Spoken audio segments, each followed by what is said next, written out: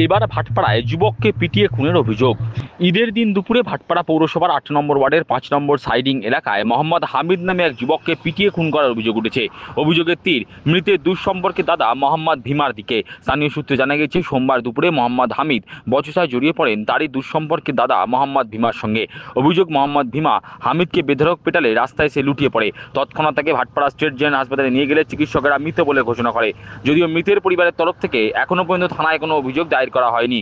এই ঘটনা নিয়ে বিজেপি নেতা প্রিয়াঙ্গু পাণ্ডে বলেন, মোহাম্মদ হামিদ ওরফে লালু নামে এক যুবককে পিটিয়ে খুন করা হয়েছে। এই ঘটনার সঙ্গে রাজনীতির কোনো যোগ নেই। তার দাবি, পুলিশি নিষ্ক্রিয়তার জন্য শুধু ভাটপাড়া নয়, গোটা ব্যারাকপুর শিল্পাঞ্চল জুড়ে মানুষ ক্রমশ বেপরোয়া হয়ে উঠছে। আমি শুনেছি এমডি লালু বলে একজন ছেলে, এমডি হামিদ এলাইস লালু, তাকে যে বাড়িতে থাকতো, যার সাথে থাকতো, তারই বাড়ির একজন ছেলে, তাকে তার সঙ্গে কিছু দ্বন্দ্ব হয়েছিল, তাকে পিটানোর পর জানা গেছে সে মারা গেছে। এই খবরটাই আমরা পেয়েছি। তারপর ওর বাড়ির লোকের সঙ্গে সম্পর্ক করার চেষ্টা করেছি, কিন্তু কোনো সম্পর্ক এখন অবধি করতে পাইনি।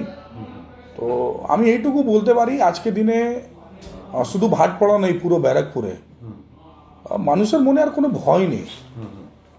মানে কে কখন কাকে মেরে দেবে, কখন কি করে দেবে, কি হয়ে যাবে, কোন রকম ঘটনা ঘটে যাবে, তার কোনো গ্যারান্টি নেই। এটা কি পুলিশি নিষ্ক্রিয়তার ফলে কি এত এরকম হচ্ছে?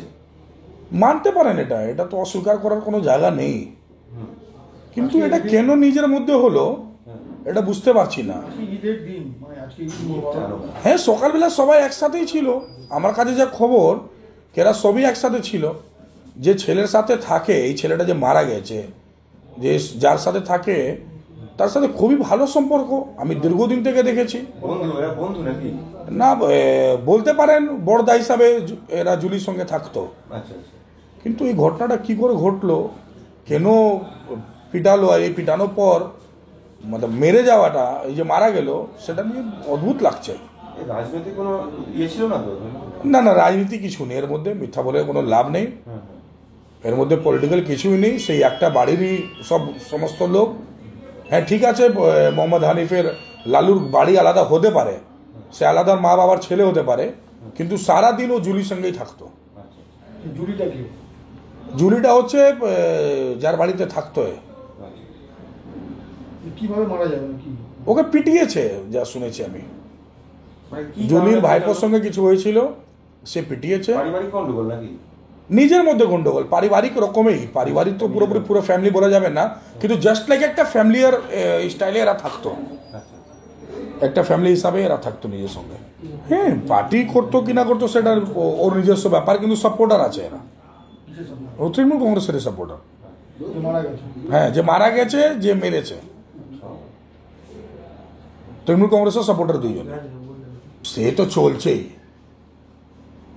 মরছে তৃণমূল, মারছে তৃণমূল, লুটছে তৃণমূল, বরবাদ করছে তৃণমূল, সারা বাংলাকে বরবাদ করার চক্করে লেগে আছে তৃণমূল। এটা তো সত্যি, এটা তো অস্বীকার করা যাবে না। অপরদিকে ভাটপাড়ার উপপুরপ্রধান দেবজ্যোতি ঘোষ বলেন, পারিবারিক গণ্ডগোলের জেরে এই ঘটনা। যদিও এই ঘটনার সঙ্গে রাজনীতির কোনো সম্পর্ক নেই, তবে প্রশাসন খতিয়ে দেখে যথাযথ ব্যবস্থা নেবে। কানে এসছে, এটা সম্পূর্ণ তাদের পারিবারিক কোনো শত্রুতা থেকে এই জিনিস হয়েছে। এর সঙ্গে রাজনীতির কোনো সম্পর্ক নেই, তাই সেই জন্য আমরাও এইসব দিয়ে দূরে থাকি। প্রশাসন নিশ্চিতভাবেই ইনভেস্টিগেট করে দোষী ব্যক্তিকে গ্রেপ্তার করবে। যেটা শোনা যাচ্ছে, মানে বাড়ির লোক এখনো পর্যন্ত অভিযোগ দায়ের করলো না, যেখানে পিটিয়ে মারা হলো। সেটা কী করে বলবো আপনি বলুন? সেটা তো দুই ফ্যামিলির ব্যাপার, এর সঙ্গে কোনো রাজনৈতিক যোগাযোগ, রাজনৈতিক সম্পর্ক নেই। এখন কি কারণে কি হয়েছে, তার মানে এই ঘটনাটা ঘটার পর আবার দুই পারিবারিক তাদের সম্পর্ক কি, সেটা ডিপেন্ড করে। সুতরাং এইগুলো সম্পূর্ণভাবে প্রশাসনিক ব্যাপার। এখন প্রশাসন এটা ঠিক নিশ্চিতভাবে এটা বলতে পারি যে উপযুক্ত তদন্ত করে দোষী ব্যক্তি গ্রেপ্তার হবেই।